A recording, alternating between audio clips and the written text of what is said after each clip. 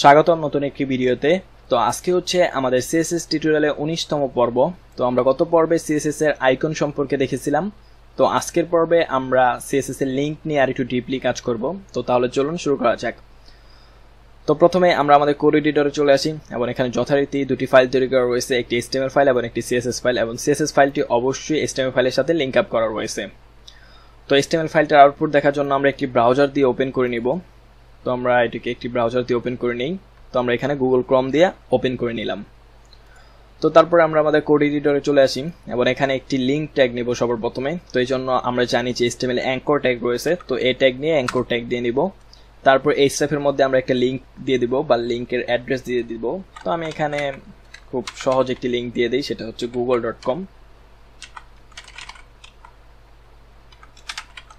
তো দেখতে পাচ্ছেন যে google.com-টা কিন্তু দেওয়া হয়ে গেল। তো আমরা এখানে লিখে দিতে পারি ভিজিট গুগল। তো গুগলটা আমি একটু বড় হাতের দিব দেখতে সুন্দরের জন্য। তো এখন যদি আমরা এটাকে রিলোড করি, তো দেখুন এখানে কিন্তু একটা লিংক চলে এসেছে। তো আমরা একটু জুম করে নিলাম যাতে খুব ইজিলি দেখা যায়। তারপরে আমরা যদি এখন এই লিংকটাকে এখান থেকে স্টাইলিশ করতে চাই, তো এই জন্য আমরা এই ট্যাগটাকে ধরবো। তারপরে আমরা এখানে চাইলে কালার রেড দিয়ে দিতে পারি এবং এখানে যদি এখন রিলোড করি, দেখুন আমাদের লিংকের কালারটা কিন্তু রেড হয়ে গিয়েছে। এবং এখন যদি আমরা এখানে ক্লিক করি তাহলে কিন্তু গুগলে চলে যাবে। তো যদিও বা আমি এখনই ক্লিক করব না, একটু পরে ক্লিক করব, কারণ এখানে ক্লিকের উপর একটা ব্যাপার রয়েছে। তো এই ব্যাপারটা বোঝানোর জন্য অবশ্যই আমরা এখন ক্লিক করব না। তো এটা আমরা এই ট্যাগ ধরেও করতে পারি। এছাড়াও আমরা আরেকটা উপায় এই লিংক ট্যাগটাকে ধরতে পারি। তো এখানে এ ধরে তারপরে এখানে একটি কোলন দিয়ে লিংক লিখে দিয়ে তারপরে আমরা এখানে কালার রেড দিয়ে দিতে পারি। তারপরে এখন যদি আমরা এটাকে রিলোড করি, দেখুন এটা কিন্তু সেই রেড কালারই পেয়ে গিয়েছে। তারপরে আমরা এখানে আরেকটা কাজ করতে পারি, এই লিংকের এ ট্যাগটাকে এখান থেকে সিলেক্ট করে তারপরে একটি কোলন দিয়ে আমরা এখানে একটি এলিমেন্ট দিতে পারি, সেটা হচ্ছে ভিজিটেড। তারপরে আমরা এখানে অন্য আরেকটা কাজ করতে পারি, এখানে কালার দিতে পারি গ্রিন। তো এখানে আমি গ্রিন কালার দিয়ে দিলাম।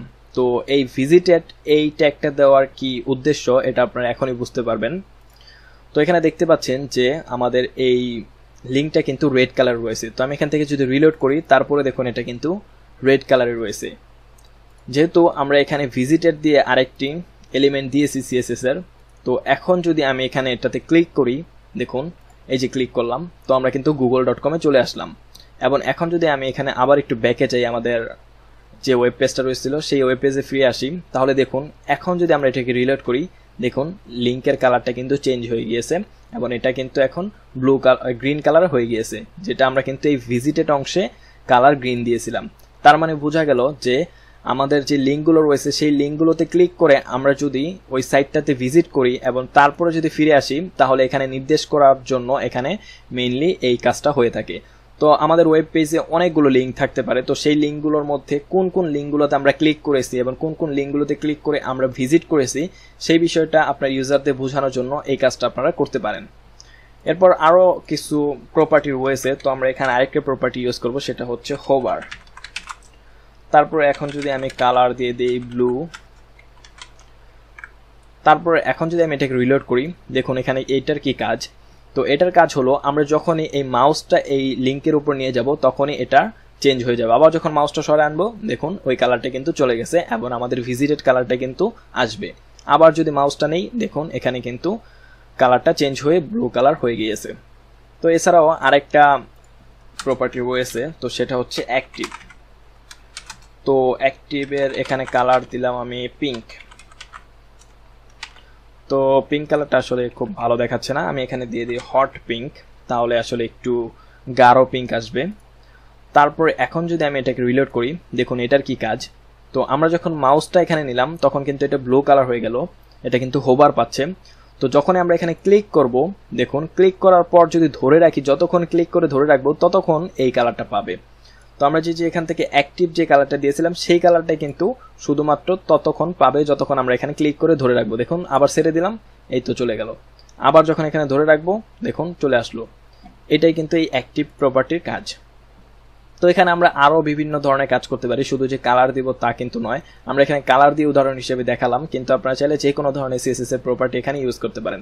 যেমন আমি এখানে দিয়ে দিলাম টেক্সট ডেকোরেশন নান।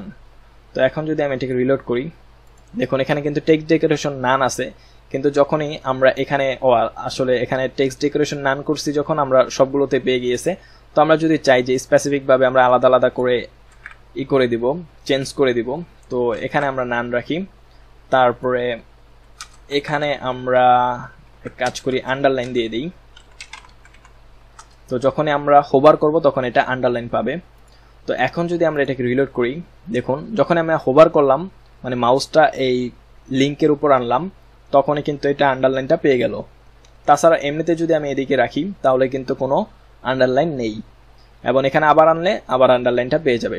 এভাবে কিন্তু আপনার বিভিন্ন ধরনের স্টাইল এখান থেকে করতে পারেন। এছাড়াও আমরা যদি চাই যে হোভার করলে এখানে একটা ব্যাকগ্রাউন্ড কালারও আসবে, তাহলে সেটাও করে দিতে পারি। ব্যাকগ্রাউন্ড কালার কি দিতে পারি, এখান থেকে আমরা ব্রাউন কালারটা দিয়ে দিতে পারি। এখন যদি আমি এটাকে রিলোড করি, দেখুন যখনই আমরা হোভার করব দেখুন এখানে কিন্তু একটা ব্যাকগ্রাউন্ড কালারও চলে আসলো।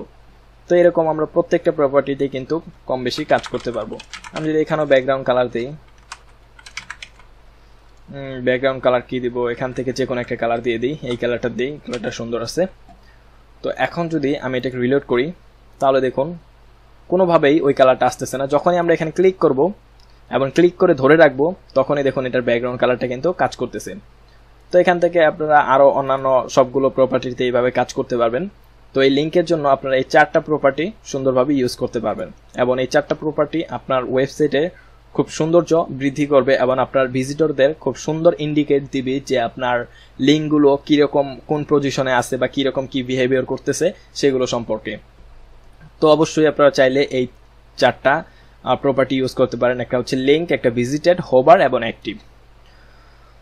তো এই ছিল মূলত আজকের ভিডিও। আশা করি ভিডিওটি ভালো লেগেছে। যদি ভালো লাগে তাহলে অবশ্যই একটি লাইক দিবেন, এবং এই সম্পর্কে কোনো মন্তব্য থাকলে তা অবশ্যই কমেন্টে জানানোর চেষ্টা করবেন। ধন্যবাদ সকলকে পুরো ভিডিওটি দেখার জন্য।